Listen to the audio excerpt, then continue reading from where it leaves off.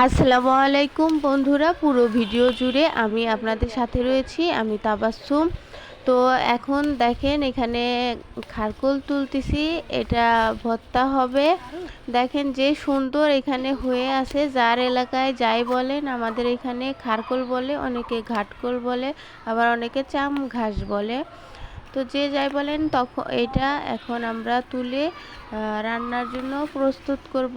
দেখেন কি নরম এগুলো, দেখতে কিন্তু খুবই সুন্দর লাগতেছে, খেতেও কিন্তু খুব দারুণ লাগে। তো খারকোল ওগুলার ডাটা বাছা হয়েছে, এগুলো এখন ধুয়ে এগুলো সেদ্ধ করবে, ভাপ দিবে নুন দিয়ে আর পানি দিয়ে, ভাপ দিয়ে পানিটা ফেলাই দিতে হবে। ডাটাটা ভালো করে ধুচ্ছে।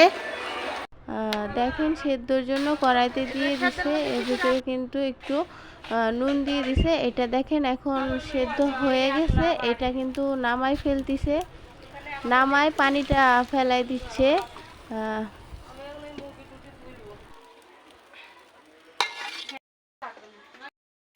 এগুলা হচ্ছে ব্লেন্ডার করা হবে এখন। ঘাটকোল এগুলা ব্লেন্ডারে বাটা হবে, এগুলো একবারে মিহিন করে ফেলানো হবে, সেদ্ধ করা ঘাটকোল মিহিন হয়ে গেছে একবারে। এই যে ঘাটকোল রান্নার জন্য কড়াইতে পরিমাণ মতো তেল দিয়ে দেওয়া হচ্ছে।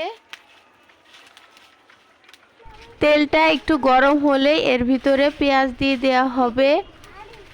এখন পেঁয়াজ দিয়ে দেওয়া হবে, পেঁয়াজটা ভেজে নেওয়া হবে। এখন মশলা দিয়ে দেওয়া হবে এর ভিতরে। প্রথমে মরিচ বাটা দিয়ে দিল,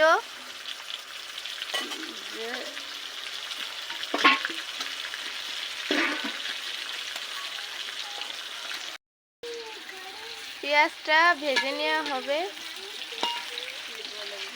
মরিচ বাটা দেওয়া শেষ, এখন আদা রসুন জিরা সব বাটা আছে এর ভিতরে দিয়ে দেওয়া হলো।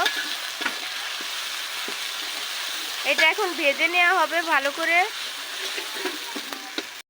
হলুদ দিয়ে দেওয়া হবে, এর ভিতর হলুদ দিয়ে দেওয়া হয়ে গেল।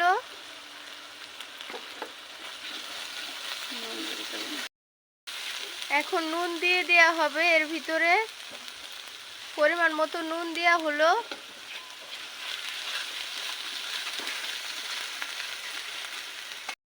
এখন ঘাটকোল ব্লেন্ডার করা দিয়ে দেওয়া হলো এর ভিতরে। এখন এটা একবারে শুকায় ফেলবে, তাই